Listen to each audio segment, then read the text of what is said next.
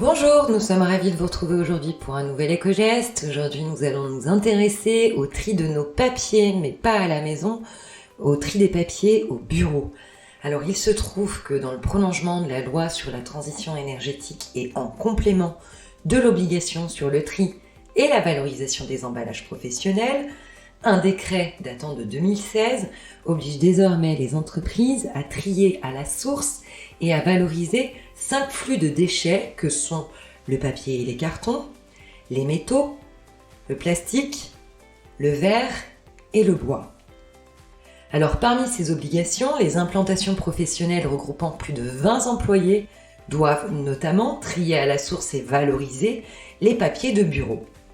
Elles doivent les trier et organiser leur collecte séparément des autres déchets afin de permettre leur valorisation soit en interne, soit en externe. Alors, cette obligation, elle concerne toutes les formes de papier, les papiers imprimés, les livres, les publications de presse, les articles de papeterie façonnés, les enveloppes, les pochettes postales, les papiers à usage graphique, tout peut être recyclé. Et il se trouve que d'après une étude menée par l'ADEME et des chiffres publiés en 2016, un salarié du tertiaire produira en moyenne entre 120 kg et 140 kg de déchets par an. Les papiers et les cartons constituant à eux seuls 70% de ces déchets en entreprise. Alors on peut clairement s'améliorer, puisque le tri des papiers sur le lieu de travail demeure rare. Ce serait seulement 20% des papiers qui seraient aujourd'hui recyclés au bureau contre 41% à la maison. Or, dans l'un de ses guides, l'ADEME soulignait en 2018 que le recyclage de ces papiers pourrait permettre d'éviter l'émission de 390 000 tonnes de CO2 par an, soit les émissions annuelles de 200 000 voitures.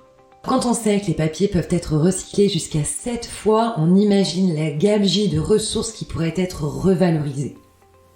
Alors n'attendons plus, demandons à nos entreprises la corbeille qui va bien, en incitant également nos organisations à mieux trier et revaloriser ces déchets, car un déchet non trié est un déchet non valorisé et au final une matière perdue. Si on travaille à domicile, continuons à faire mieux qu'en entreprise, continuons à bien trier nos papiers et nos cartons. Allez, tous à nos corbeilles, on vous souhaite une excellente journée et on vous retrouve demain pour un nouvel éco-geste.